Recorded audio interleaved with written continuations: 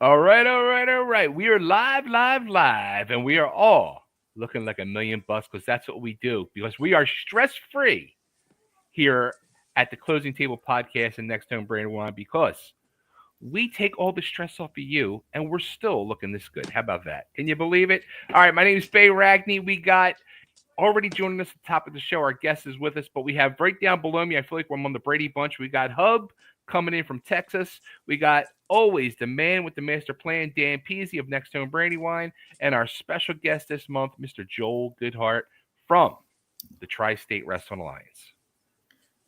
Yes, So let's start it off. Go ahead, Hub. Tell them about your incentive. We're going to get into that. Joel, thank you for joining us. I wanted to get Joel back on one last time. He just said before we came live, we're 1 month and 1 day away from TWA One and Done. We'll talk real estate after we talk to Joel. But Joel, let's give some people, I've been on a couple times. It's an important show. Like we talked in the past, I was at just about every single one of the TWA events back in the day. It was a special time. It was really exciting wrestling. It led to so much more. Why don't we start off here, giving people just a brief background of TWA and just, I know this is hard to do in a couple minutes here, but a run up to One and Done.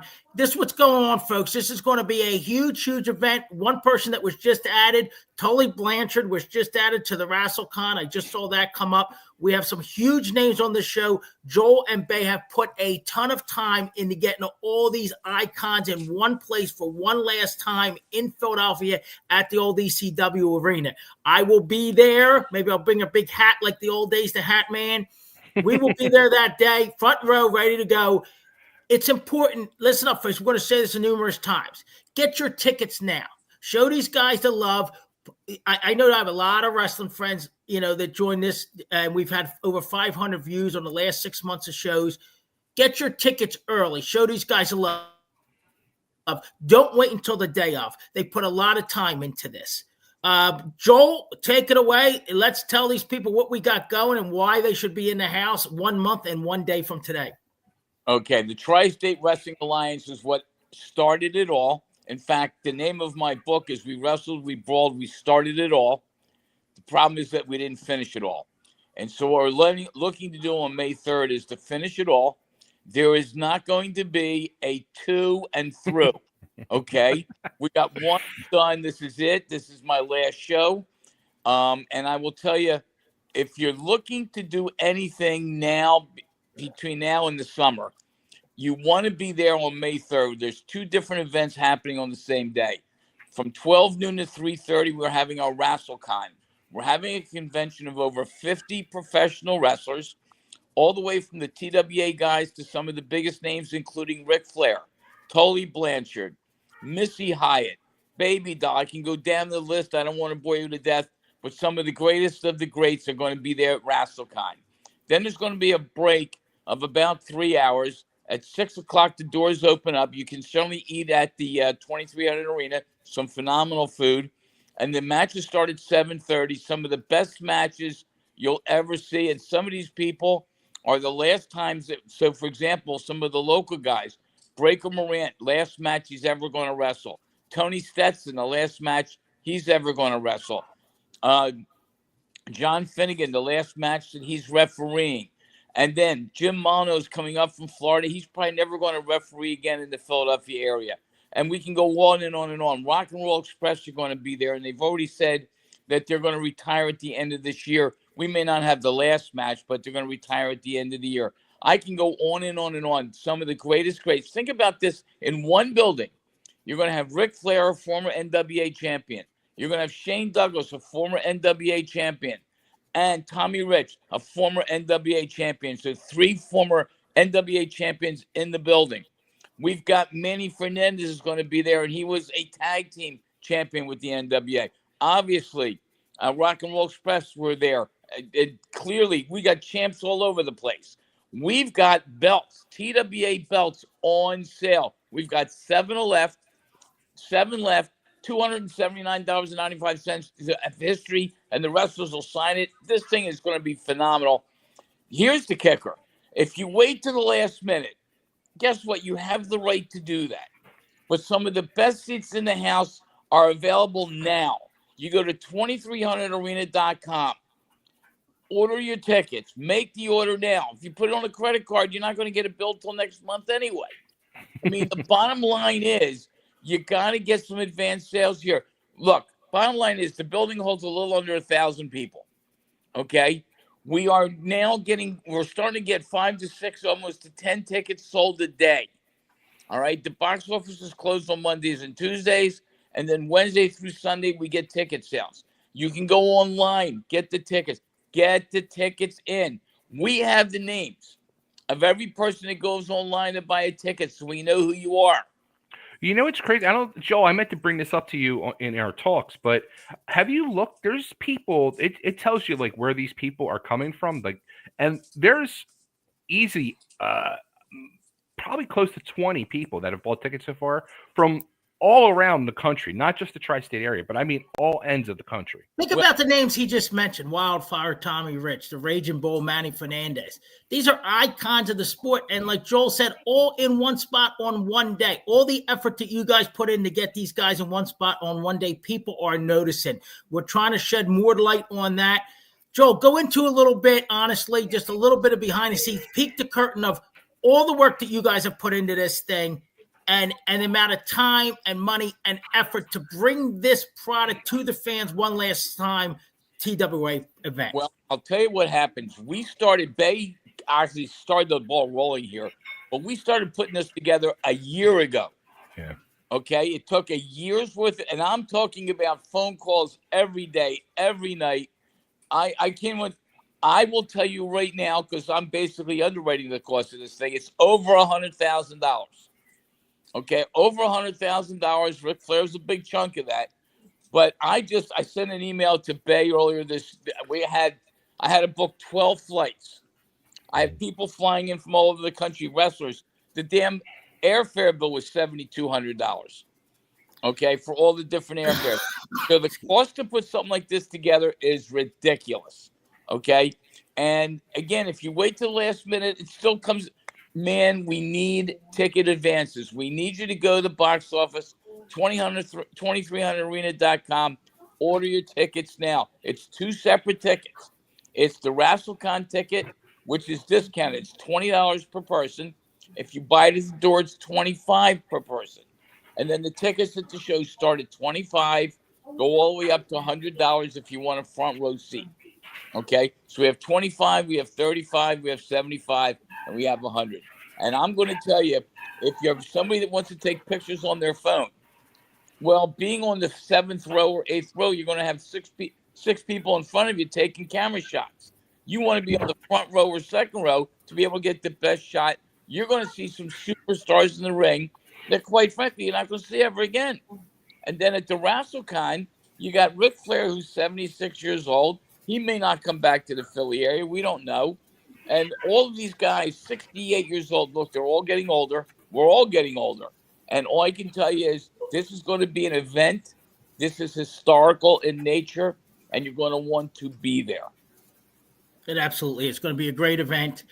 The belts are still available. We'll have a picture. Put a picture up on our website of beautiful TWA belts that are out there available for $279. Right, correct, Joel? On the belt, $279 on the belts. Yep, $279.95, and the real belts. They're not copies of copies of copies. They're real belts. We artistically designed it. We wrestled, we brawled, we started it all on one side. We have the 5 names of the people on the banner. We haven't even discussed the banner yet. On the other side, this is an historical event, and this is going to be a memo that you're going to want to keep. It's a memo. It's just, I get excited just talking about it, and it's still a month away. Oh my God! Let's talk about the banner real quick. Let's fill some people in on the banner. Bay, I know this has been big with you. Let's talk about the banner a minute. Yeah, Bay, why don't you kick it in? Yeah, I mean this whole thing started with this banner. I was on a podcast being interviewed over almost a year and a half ago, and they brought up about the paying respect to wrestlers in the 2300 arena, which has many banners up there.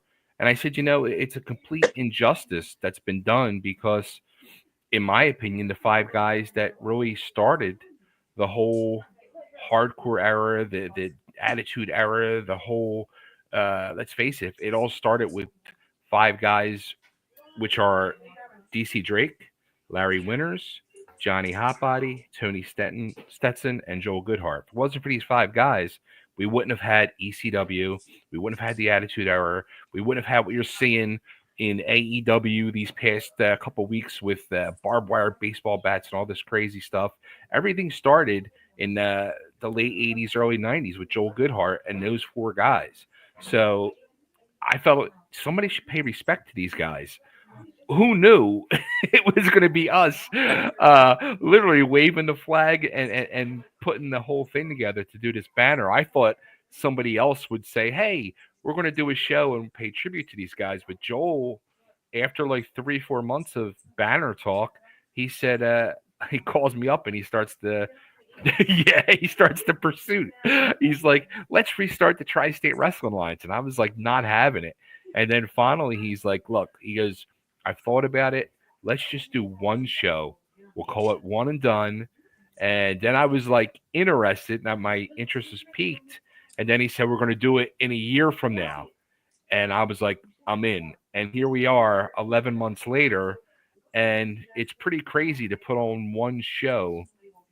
It's literally like Joel said, we've been on the phone, every day, multiple times a day, constant texts and emails and trying to put everything together. And the scary part is we have 4 weeks and a day to go, and there's still so much work to get done. It makes me nervous and stressed, but it's going to be well worth it. And there's not going to be a dry eye in that place. And we're going to pay tribute to these five guys. And one of the beautiful things is, we lost Larry Winters, I guess, just over 10 years ago. And his children are going to be there in his honor, which is going to be a beautiful thing. So it's going to be a very memorable night for everybody. And I'll say this, like the comment about Joel starting it all, he really did. And if you really enjoyed that old school TWA wrestling, which was off the hook for me, it was so entertaining, it's so much fun, so captivating when we were younger. Come out to the show, support the show. You hear all that went into it. If you like wrestling, if you like the Philadelphia-based wrestling, if you understand the lineage of Philadelphia-based wrestling, Joel's the guy that started it all. We thank him for coming back on again. 3 months, Joel. You'll be sick of being on this podcast here. Really. I still think Hub's going to come in from Texas. That's what we're going to bring. Should we bring Hub in? I think you should. Never, but we're going to do something to promote this thing, whether it's get a belt and chance it off or do something. We're going to do something to promote this thing. Make sure I have good seats. We'll talk about that. I'm looking forward to it. We're going to do something to help push this thing further. Joel, thank you for coming on. If there's anything that you need from us, any help we can give you down the stretch, Bay, I'm local. We're here. I can help you. 20 years project management experience. So we got a lot of experience in that side of things. I can't wait. It's going to be a fun night. I can't wait to take my son and he'll sit there and listen to my stories. And Joel, Mr. Girder, I think is going to be on the announce team. Yes. Yeah, my man. I love that dude. He's my favorite guy. He'll be in for RassleCon as well as the show. That's going to be awesome. So there's going to be some great fun there for us old guys, and we're going to introduce some of the younger kids and talk stories about how great these guys were back in the day. Joe, I'm going to see you 1 month, 1 day. We're going to keep pushing this for you guys. Thank you, man. Yeah, appreciate all your help. Thanks, guys.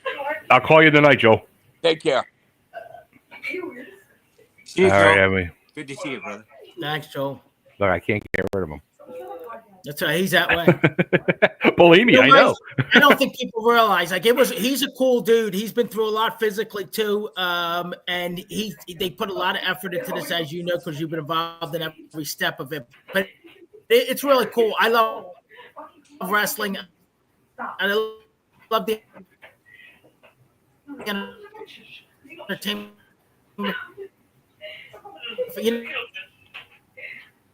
When you're stressed.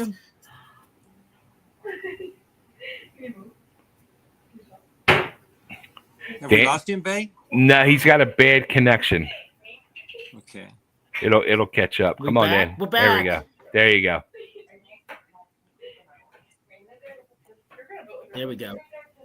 There we go. I'm in the basement. I'm in the basement tonight because Joseph is home and he's not feeling good. So I came down the basement so it'll be a little bit quieter. But sometimes the internet isn't great down here. Comcast doesn't do too well. Can everybody hear me? Bay, you good? Yeah. I'm good. hearing you good too. How about good? All right, let's get in some real estate talk here. And Hub, we've been going back and forth. The Hub always sends us some little videos and clips of stuff that's going on. So the real estate business right now is as haphazard and crazy from the business side of it to the sales side of it than I've seen in my 19 years right now. I want to go over, let's see, so much text me. Let's see what we got to say. You go, homes.com. They're a problem too right now. So I want to give you a story why you should hire a professional realtor. Quick story. We'll say that it's a made up story, so we don't get anybody personalized in this thing. So, recently had a scenario where a house was listed for $400,000, and that is considered affordable right now. The median price of houses in the country is just over $400,000, and that's considered affordable right now. So, it was on the market like 12 days, something like that, and we had an offer come in, $380,000, right? $380,000. So it's low, right? So housing in the 400 range is getting 400 or more because it's the limited inventory of affordable housing, right? So why you would bring in an offer under market? And this house was a semi-estate. It was owned by somebody, but they had passed away, but it was in the other family member's name. They would have took a reasonable offer, right? Because it wasn't a primary residence. They would have took a reasonable offer. Long story here, we had another offer come in. So we took that offer. We said, look, we have another showing the next day. We're going to allow that offer to come in. We allowed the offer to come in the next day. That offer was right up against asking price, okay?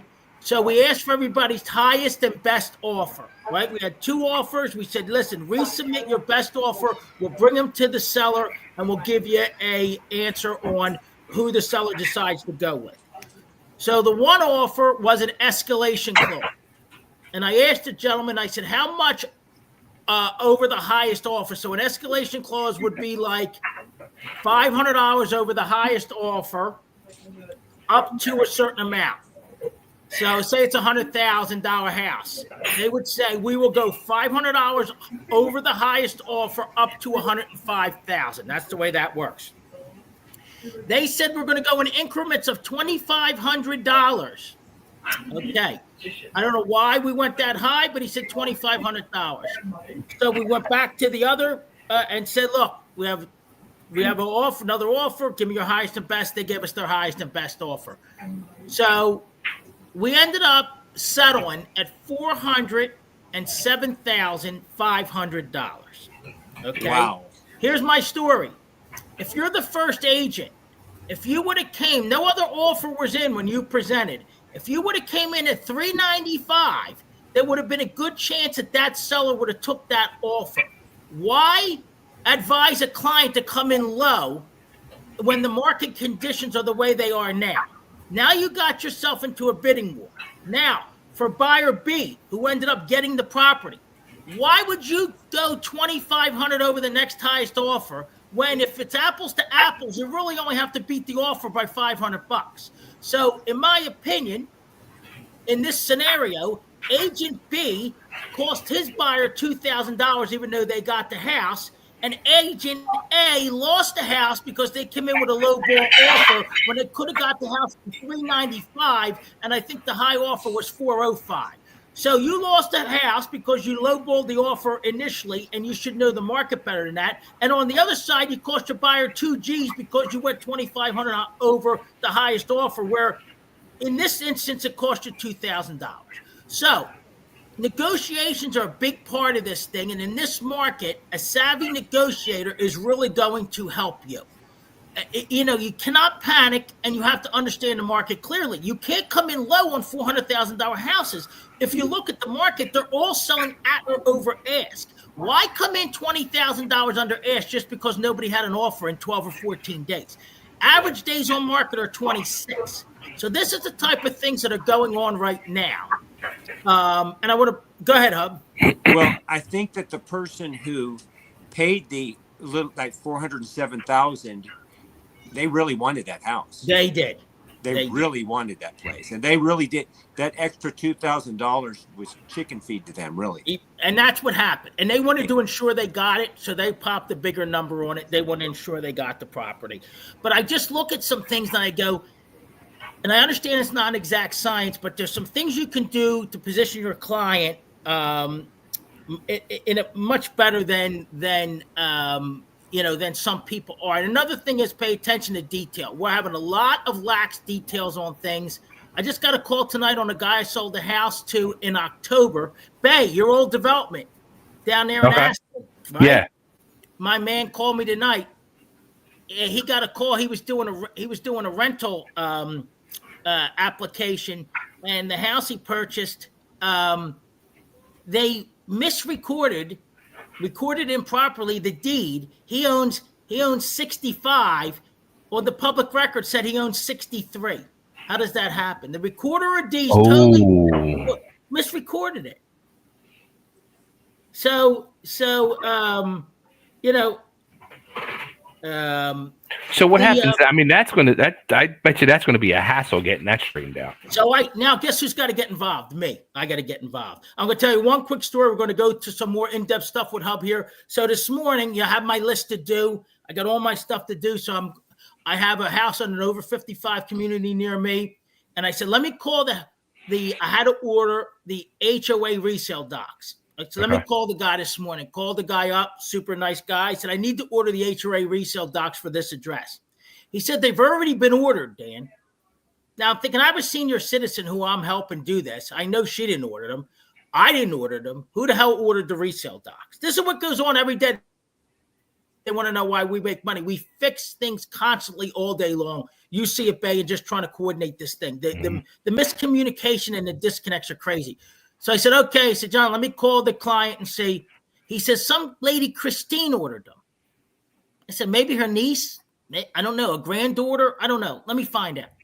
Call the lady up. She goes, no, I don't know. Let me call him up. I know the guy. He lives right down the street from me. Let me find out. So somehow an agent from Berkshire Hathaway ordered resale documents for my house sale. It was the responsibility of my seller. And they were done already and sent. So I said to myself, let me do some due diligence. Maybe another house in that development sold and they had a miscommunication and they were a Berkshire agent. They just ordered the wrong docs. No other house currently for sale in there ordered resale docs. So you know what the guy said? Dan, I don't know what happened. And I'm thinking, how did someone order resale docs for a house that I'm selling? He sent them to me. And usually there's a cost. He just said, I'm just going to send them to you. So we ended up getting where we needed to be, but some craziness going on out there. So then I get to the office, right?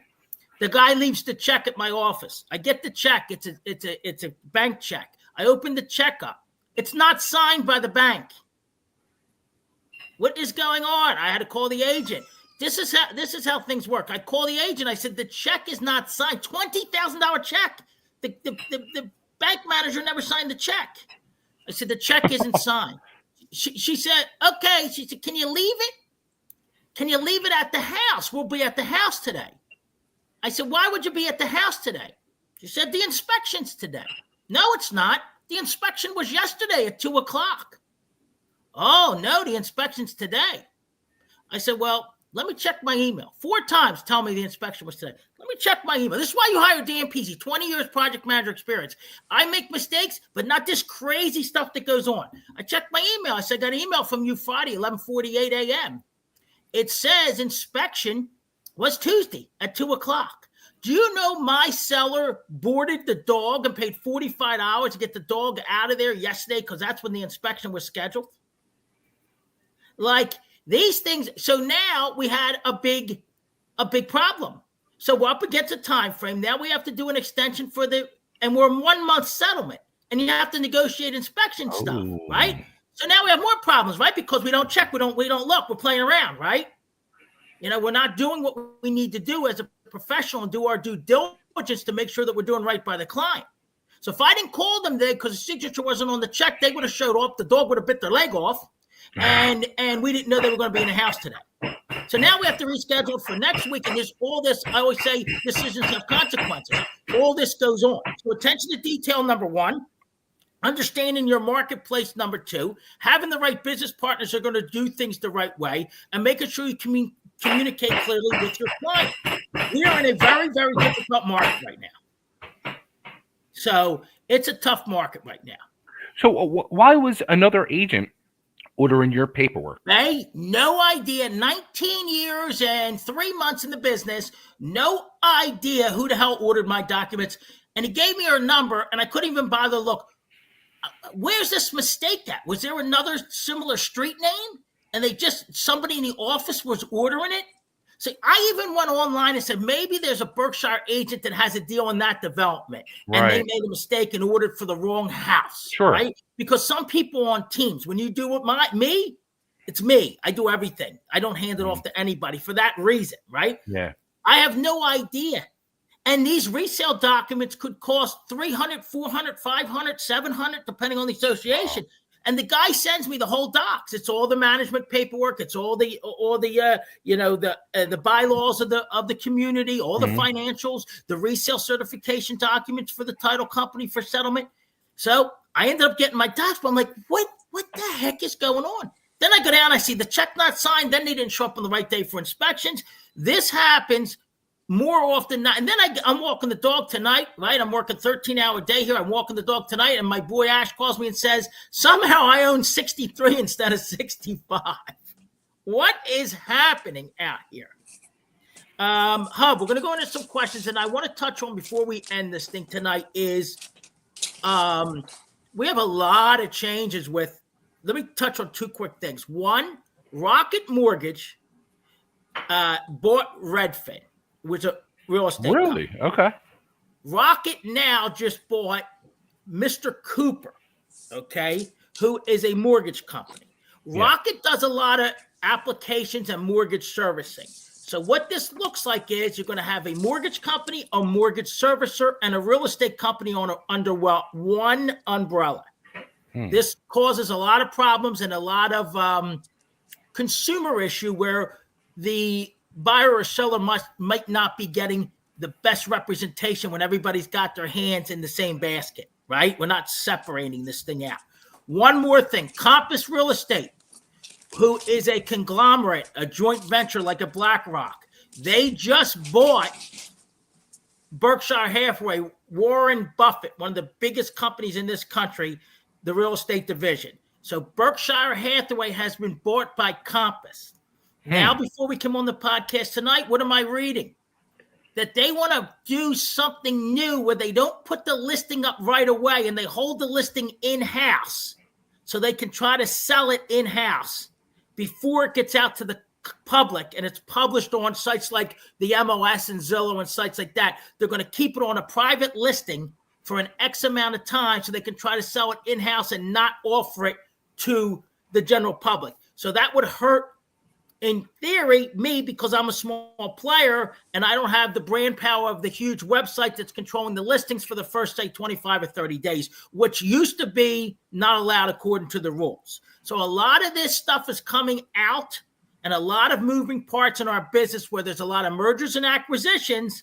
And we just had that big lawsuit and they said it's going to be better for the buyer to protect the interest of the buyer about how we do the commission structure, how we operate within the commission structure. Now, all this stuff is going on. So the inventory's tight, the affordability, well, let me say this. The affordable inventory is tight. The inventory is outrageous. I have 837 houses in Montgomery County. The average price point is probably close to $500,000. So a lot of houses are sitting because people can't afford them. When you have an affordable house, it's going quickly. So that's an overview. We got a mess right now. Then we have to figure out how we play, and I'm doing it regularly. So you get a veteran agent who understands how these pieces are going to fall into place and what's it not going to replace. It's the human aspect of this thing, humans over houses. That's the one thing we can offer people, that dedicated service, that attention to detail that maybe you won't be getting from these big conglomerates moving forward. All right, Hub, tell us what your thoughts are, what you say. Go ahead, Bay. I was gonna say you just went to the big NextHome conference last month, and there's all these giant companies making all these pretty crazy moves in the real estate world. Has NextHome like mentioned about trying to go and do anything crazy like that ever? You know what happens? You're stuck in a position like Weichert, and everybody, I love Weichert. You're stuck in a position like Weichert where you're big enough, but you're not big enough to be absorbed by someone else at this time. This is a personal opinion. We're not there. That's why Weichert's stuck where they are, and they're doing a lot of franchise locations, and they're getting rid of their assets and their buildings they own, and they're getting rid of their corporate-owned offices, and they're switching the model. They're a good business, that Weichert. They've been around a long time. The problem is, Bay, is how you play in the space you're in. It's the same thing when I worked with Mike Drace, my buddy at the trucking company, when I left. He said, we have to grow. If we don't grow, we're going to be stuck here, and we're never going to grow to the point that we're going to be a viable player. Right. My concern is, do we get pushed out of this thing as the little guy? Does that personalized service and that boutique real estate company have a hard time competing because all these big giants are controlling the inventory? Right. And I'll tell you what, we had a long-form discussion with Zillow was there, and Realtor.com was there. And a lot of this did come up in these forums. Some of it got political, some of it got a little heated, which I found interesting as far as the topic, the discussion. And people are really trying to find where they fit, and it's almost like musical chairs right now. We really don't know until the music stops, where are we going to fit in and how are we going to fit in. The only thing we can do, like me as a small brokerage owner, is really, right, Hub, what's our word? Learn it. You have to read, right? You have to understand the marketplace, like that low offer. I'm thinking if you would have brought that offer up, you would have had the house for your client. Understand the marketplace. Well, I know those people, their agent made a mistake by paying a couple of grand more, but at the same time, I kind of don't judge them for that, because they, like you said, they really wanted that place. Right. So can you tell us a little bit about that place? What was special about it? It sounds like nothing. Here's what it was. It was in a very nice development, a desirable development in Westchester County. It was a 3-bedroom, 2.5-bath colonial with a 2-car garage and a deck. It was a typical family home up here in our region. And it was at a price point that was affordable, and the association in the community was affordable. So did it need a little work? Yeah, it needed to be painted and needed a little bit of work inside, but it was an attractive purchase. And with again, supply and demand, with the low inventory in that price point, the demand was going to be there, even though it needed a tiny bit of maintenance work when someone moved in. It was basically a move-in ready house, rugs, paint, little things. But that's why, they wanted it, because it was in a very desirable community in Westchester County, right down the road from me. And, I could see why. And one of the biggest offices brought me the deal on it. One other thing we're seeing right now is, too, on the buyer's side, you have to put your commissions in the agreement of sale, because the seller's paying the buyer's agency directly. So it's not going from the seller to me to them. They negotiate with me. You sell, Bay, you negotiate with me. And then the buyer's agent writes their commission in on the agreement of sale, and it's a part of the negotiations. This gentleman left the commission out. He would have got paid zero. Whoa. Well, no, that situation has caused a lot of problems this year. A lot. Yeah, a lot of there was an agent who didn't get paid at all in San Antonio. Well, you can do it to them. Now, you know what I did? What did I do? I know that it's one of the biggest agents teams around here, and I could call him right now and he'll pick up the phone for me. I called to buy back. I said, hey, you got to fix this. There was some, let's get this right? I said, I wouldn't want that done to me. I would want the respect, because, there's a lot of newness to this, and I could see where people could make a mistake.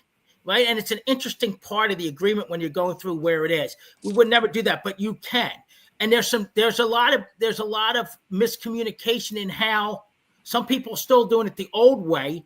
And that's the reason the lawsuit was brought up, and they're not changing it. And some people are doing it the new way. So we have the commission structure issue. We have the affordable housing crisis issue.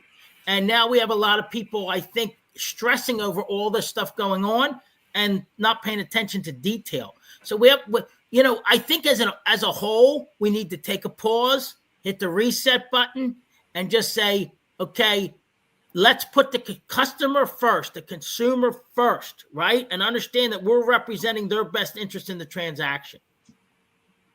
But it's like that. There was this book called The Checklist Manifesto, and you got to be on top of every little detail, like you said, and you have to basically have a checklist that you're very deliberate about. So, but Hub, even when you're in the music business, that in order to get better, that attention to detail and the effort that's put into it, the practice that's put into it, I feel like people, I don't know if they're lazy, if they just don't understand, but like you said, it takes a lot of time and energy to make sure things are right. This is the biggest purchase people are going to make. Yeah.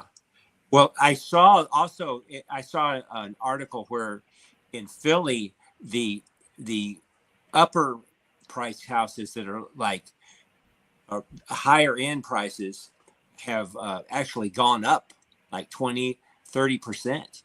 I'll give you in the last year in Philly.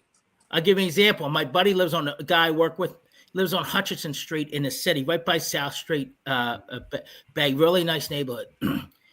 The house next door to him just went up for like $878,000, a 3-story row home. They had made it similar to a brownstone, but a newer. They had redid the house, and they bought the house 3 years ago for like $699. So the house is up 170 some thousand, 180 some thousand more than they bought the house for. And my buddy bought his house for like 500,000. And his house actually has more square footage than that house. It's going for almost 900,000. And he says, I don't think they're going to get it. And I said, Chip, I think there's a good chance that they're going to get it because the upper margins in certain, again, it's about location too, right? There is still money out there. And some people are still getting it in certain locations. Yeah. And they were saying Villanova, Wayne, Rittenhouse Square. So I don't know any. I've just. That's the big areas. I'll give you Villanova and Wayne is considered main line. It's old world money. It's recession proof. My cousin owns a business up there, and he told me, he said, you know what? We don't fluctuate. It's recession proof on that main line. When you're talking Rittenhouse Square, you're talking Center City. You know, the western side of Center City, right, Bay there. Yeah. And it's not. It's another old school money down there. Like it's not to get ethnic, but there are ethnic communities. There's a lot of old school Jewish money down there in some of those neighborhoods, and it's long-standing money down there. So Rittenhouse Square, I'm dealing with an agency now in the house I'm selling in Lansdowne. She's with Elfont, Wissahickon, and that's where they're located. And man, do they have a ton of you should see the listings they have, and they're in Rittenhouse Square. Really? Are the buyers numb to the media saying that tariffs are going to really tank the economy and all this kind of stuff? No. Are they getting actually brainwashed, and is that really scaring them? Well, it is. You know what it is? It's the overload of information and the uncertainty. And I'll be honest, I think it's the latter. And when I talk to people, I'm doing more listening than talking, believe it or not. They are scared because they don't know what's going to happen. And I tell you what a lot of people feel. The extreme increase in their monthly output, and they haven't changed anything. The electric bill's up, the gas bill's up, the food bill's up, the car insurance is up. Some people aren't doing anything. Not even doing the home improvements they need to do because they're scared about their cash flow. And a lot of people I talk to that just, I don't know why they want to talk to me, tell me stuff like that, but they're like, we're spending more money than we're taking in a month. So, but I do think that the tariffs, I don't know if we should talk about this, but I do think the tariffs are going to, in the long run, help us. Well, what? Listen, here's the thing with that. I may agree there, but when people see it on the surface and they hear stuff, they get upset. And again, when there's a lot of emotion when you're in the residential side, when you're in the commercial side of real estate, it's all numbers. 1 + 1 and 2. They look at the numbers. When you're in the residential side, you can't imagine the emotion. I have people that are moving talk to me about pieces of furniture that they got from their wife that died or their aunt or somebody that means that much to them. They're so emotional about it. Yeah, but the thing is that we've got such an imbalance that it has to be fixed one way or another to some degree or another. It just has. And the imbalance went in a 16-year period from 2000. I've got a chart about it from 2002 to 2018. China went from 16. They went from number 2, and they were at let's see, they were at 8.2% in 2002 worldwide output goods to the world, at 8.2% of the manufacturing. And from 2002 to 2018, they went to 28.8. So they went to basically 29% in 16 years. So, Hub, equate this for the people, because I go through some stuff like that because we're trying to go and grind down to see how this is going to affect the housing market. So, just a little bit of detail. Go ahead. If you own your own business and you have to order parts that are made overseas in other countries, then if you're going to order a whole bunch of, let's say you have a auto part company where you have to order all these auto parts that are coming from China or wherever. Well, talk about the wood, Hub. What about wood for wood flooring? What about the metal that comes in here? They're talking about the building materials. How much more the building materials are? Well, it really hasn't happened yet. It just hasn't happened yet. So we don't know. And but it's very, very precarious, but it's been so much overbalanced that it's affected the jobs and the middle class workers. That's the problem. And here's another thing I just read again. We talk about this often on this podcast. The insurance has gone through the roof because they're saying the cost of building has went up so much that they're passing that along in the insurance, because if they have to insure something has to be rebuilt, that the rebuilding cost is going to skyrocket. And they're using these actuaries and these algorithms, and basically the insurance premiums are covering their rear end at the insurance company. Do you know, I just read an article on MSN, and I agreed with it. Sometimes the insurance premiums are so high now, the people can't afford to get into the house because they were tight, and the insurance premium pushes out of a monthly number that makes sense for them to buy the house. I had a guy get mad at me, and he called, one of my agents is sick, and I'm helping her. And the guy got mad at me because I gave him real information like that. And he says, you don't want me to buy a house. I'm just giving you real information. I'm an advocate for you, but I'm not here just to tell you what you want to hear. I got to give you factual information. He wanted to buy this house that was never going to get approved for FHA. I said, I'll take you to see it, but I'm telling you, I was already in the house. It needs $150,000 worth of work. FHA isn't going to approve the loan. And then I was accused of not wanting to sell the guy the house. How do you think I get paid? I'll sell you the house. It isn't going to happen. I'm going to give you real information. Sometime you may not like it because you might want something or think another way, but mine's going to be fact-based, experience-based information for you. And we have a lot of things going on in this marketplace. We just talked about a ton. I laid a ton out this month, but this is what is happening. And then we're just going to have to, look, I have clients, well-qualified, low 400s range, both professionals. My buddy's daughter, her husband, they have a young baby now. I know the family for 25 years. They cannot buy right now. I am looking every single day for them, but there's nothing decent in that price point. And that price point is going to put them at $3,300 a month. It's not like they're trying to buy a $200,000 house. That's going to, at $400,000 at 10% down, you need almost $70,000 to settle, because you need your closing costs, which is another $28,000. Plus, you need to pay insurance premiums up front. If you're buying a $400,000 house with 10% down, in most instances, you're at $70,000 down, and you're at about $3,300 a month. Who could afford it right now? It's very difficult. And these people are both radiologists, they're both professionals. Wow. You know, it's a tough market and we have to. I told everybody, let's just cross-section the market daily, do our due diligence. Let's be patient. When it breaks, I'm there to jump on it and get you in when I think that we have a fit. Yeah, but it's also regionally dependent too. In all 100%. the state you live in, etc. 100%. There's some crazy stuff going on in some of these states. Dan, your head must spin because we started this whole conversation off where it's you talked about the house where you have a buyer who's naturally trying to save money and get a lower cost, and they undercut by $20,000. But then you got the person who ends up with the house that overpays for the house, and these prices for these houses and these mortgages for a $400,000 home to be at that point, and you're like you're saying, there's this young couple who are both professionals and make good money, and they can't afford it. It's insane what's going on. I take it personal too. Like that's one of my personality flaws. I feel bad for the people. Yeah. Because I know where to, right. Suppose I put myself in the other person's shoes, even the other agency. Like I said, the one agent that made a mistake today, it's okay. I get it. I understand mistakes happen. It was unfortunate. It's going to cost us some time. We're going to have to work through it, but I understand it. But for these clients, and I know this girl from when she was about 10 or 12 years old, and I love the family. My buddy James has used me about 6 times over the years. Wow. I feel bad.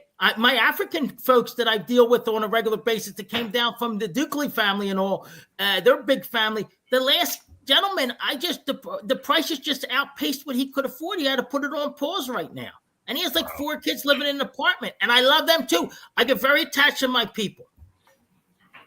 You know, and I take it serious. And I tell people that it's a business, but this business is very personalized. And I think that's why, thank God, I'm able to maintain a certain level of business, because they see the genuineness. They see the fact that I have their back and they can trust you. And that's the key with real estate. There is going to be some push down on us and some adjustment. But Dave Stinson used to say, my old broker, my buddy Dave, 83 now, like he'd say, big boy, this stuff happens every 5 to 7 years. Like, we're just going to have to get through it. When Help You Sell and Assist to Sell came in and started cutting the commissions, I went in his office. I said, it was like 2000, I don't know, 7. I said, Dave, these guys are going to cut our commissions. He says, don't worry about it, big boy. 5 to 7 years, they're going to be out of business. It was almost to the day they were out of the game, because he was doing it for so long, 65 years now, right? He's been through every scenario, and he's still kicking, still sitting there in his suit 7 days a week, still making money, still has a big rental book, still going, still running a real estate company, 83 years old, because he just chameleoned and navigated, the times. And I think and Hub was saying, a lot of people, when he was talking about the data stuff, a lot of people getting too bogged down with all that news cycle. Let's stay focused on where you need to be, what you need, and try to get you there. But the prices are causing us down at present now. With all this inventory, is the prices going to moderate? Or are the prices going to moderate? Is that price going to drop a little bit so we can start getting people in? Interest rates are high. Interest rates are high, so that isn't helping us. Well, it's all going to be a matter of supply and demand. Yeah, and affordability. Like a lot of people, a lot of people are going to want to move to Dallas-Fort Worth. A lot of people are going to want to move to the Philly-Delco area. Well, I'll tell you what, Dallas, and again, where's the work, right? We don't have a whole lot of big companies up here, right? We don't have a lot of sustainable work. I know South Carolina's doing very well. Iowa's doing very well. Texas is doing very well. Like Florida's struggling right now. The housing market, because of all the storms and all the destruction, they have. My buddy owns Casabella Elite down there. He chimed in a few times on here, Lauren Rosenthal, and they have so many factors against them. It's a real uphill climb. We don't have nearly the challenges they have down there. It's really an uphill climb for them. Well, you were also talking about how the big companies were actually going to not be doing so well in 5-7 years, like Dave Stinson said. But also, I saw that BlackRock is already actually starting to sell off a lot of their investments of real estate. But you know what, Hub? I just heard that they were going to be involved. Well, no, you know what I heard today? So what I heard today, don't hold me to it, but I heard it from a credible source that BlackRock was involved in a financial acquisition of the holding company for Keller Williams.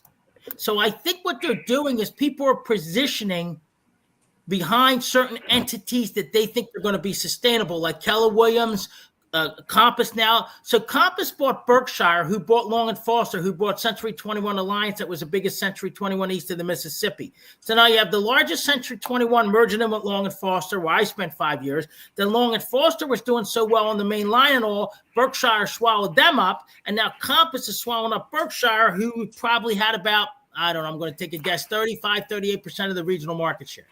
Wow. Especially along the main line. So again, what's it for me at NextHome Brandywine? What's it for the NextHome people? It's personalized service. It's attention to detail. It's experience. It's the small. I have a good network of people. Bo DeForge in the mortgage. We talk about Dave Tomlin with the insurance. Mhm. So it's just going to be, the question for me is going to be, am I going to have access to the inventory? Or are they going to have pocket listings and hold the inventory to where we're not going to get the inventory until they get a look under the hood?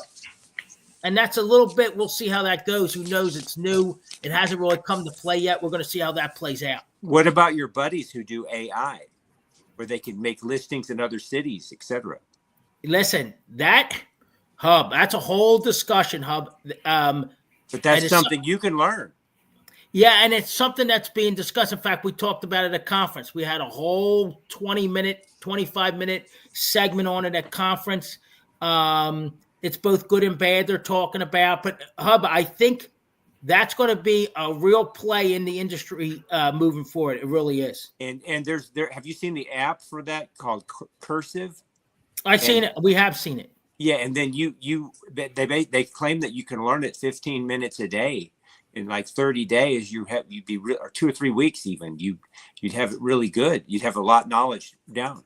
It's going to be interesting. I love my personalized regional stuff. Where, I go pretty far, but I love that aspect, the old school aspect of real estate. I hope they don't take it out. I hope we still have that connection. Like I said, I'll tell you this real quick. This guy's got so much equity in that house. A guy that was a wrestling buddy of ours, Bay, him, I won't mention his name, but a wrestling buddy of ours. I helped him buy a house, he needed a certain price point. In fact, my mom helped me on this one because she knew the area well. We found this house up in Pottstown, a beautiful old street, and we just got lucky. And she had just reassessed the tax. It was a perfect price point for him. We were able to get him into the house. He called me on Super Bowl Sunday one year and said, and he texted me as well. He said, I can't believe I'm in my new home with my family watching the Super Bowl. And it just made me feel so good. I have all this room. I'm having a nice Super Bowl party. And I wanted to thank you for getting me in my home in a tough time in my life at the price point I could afford. You walked me around the neighborhood. You showed me where the park was. You showed me where the Dairy Queen and the Wendy's were. You showed me where the service the car place was. And he said, I just wanted to thank you for getting me in. That's money's one thing, but that's another part of this thing where, you were able to help somebody get into a home at a life-changing moment for them. And they took a minute to show appreciation. I don't know how many months later and say, hey, you know what? Thanks so much. And I bet you he has about 200. I bet you that house is worth 3 times what we put him in there for. Wow. Well, basically all philosophers say that most of your happiness is determined by actually serving other people. So when you actually help somebody get into a house, and when you help other people to accomplish things by helping yourself to accomplish things at the same time, but you're helping them, the fact that you help them actually really, really boosts your optimism and outlook on life. It does. And it energizes you too to want to help other people, right? So when you have some success in it, someone just texted me today, one of my good friends I went to grade school with, and he said, I have a friend that's interested in getting into real estate part-time. What do you think? And he said the cost. I gave him all the information. I said, I think they should do it even in a tough time. If you put in the effort, right, and you do the work just like anything. You want to learn the guitar, you want to learn piano. If you put in the effort, you're going to get better over time. I said, they're not going to turn a big dollar overnight. Yeah. But like any industry, if you have the desire and you enjoy it and you have the want to do it, go ahead and try it. And I think it would be good if they did that to work for a company like yours, where you'd have someone where you'd be able to talk and discuss things about how to do it. You know what it is, though, Hub? People don't want to put out the effort. I've had some great people join me that had all the tools to do the job, but the effort wasn't there. I said, I'll train you just like Dave trained me. I'll give you everything you need on the back office, all the support you need to get through the transaction, but you have to go procure the business and hustle. I mean, I'm on 13 hours right now. I know, but you put in a lot of hours. You have to put in the time and the effort. I will say this. Speaking of time and effort, I helped my buddy a little bit with his transportation company on the side. He asked me to help him a little bit in sales and push things. And we just got a huge deal from a big produce supplier. And the reason we got the deal was, it was just, I don't even help them but a few hours a week. But it's just the effort that I put in and the way I attack it and the organization that I bring to it. If you do things the right way and try to do things consistently, Hub, you know, when you practice, the way you hold the guitar and all that, consistency. If you're consistent in your effort, right, the repetitiveness, the consistency, it's going to bear fruit. It's just you have to work at it. Yeah, and you have to actually be willing to repeat things over and over that at the time may seem a little monotonous, but you still got to do that because success is predicated by being able to go through a lot of things that you do over and over and over again. You're doing the same thing, but if you can see the result in the future, the money you're going to make, the people you're going to serve, the happiness that you're going to create, you're going to go through all that work. You're going to be willing to work for that because you know you're going to be getting that reward eventually. And I'll say this, in this, Bay, that's why we bring Hub on, because he has that intellect that goes above and beyond. When Dave used to do trainings back in the day, I would be the only one in the room when we did like the paperwork training because it was so darn boring and monotonous. And he would go line by line and explain it. But I can do that to this day. And it really reaped rewards for me in understanding certain language in the agreements that other people don't. And it helps you in negotiations and transactions at times. But you have to put in the grind. I told them, you know, today one of the guys was saying, I said, you got to put in the grind, you know, to get to where you want to be. Bay, any other questions? It's 8:00. We've been on an hour. I want to wrap this up. Everything good? Everybody's personal stuff going well? I know it's like a family between the three of us. Make sure everybody's good on the home front. All good here. Yeah. All right. Listen, Bay, sign us out. Thank you. And listen, I know we were late. Oh, what do we got here? Hold on. I got this rice here. It's a Louisiana rice called Parrish rice. Here we go. And it's got 53 more percentage of protein than your average rice. It's a Cajun rice, but it's not dirty Cajun, it's just plain rice. And it's actually much more filling. So you guys might want to try some of this. It's called Parrish, Parish. All right, Bay. Next month we're trying Parrish rice, and we're going to report back on the next month edition of the Closing Table. There you go. All right, thanks, Bay. Take us out of here. All right, everybody. Thanks again for tuning in. Don't forget, May 3rd, 2300 Arena, TWA, RassleCon, and One and Done. Get those tickets at 2300arena.com. Yes. Get your Parrish rice because we're going to report back with Hub next month. And as always, NextHomeBrandywine.com. Dan, actually, we got a lot of real estate talking this evening, and Dan proves again why he is the man in the real estate business. So, Next Home Real Estate, or NextHomeBrandywine.com for all your real estate needs.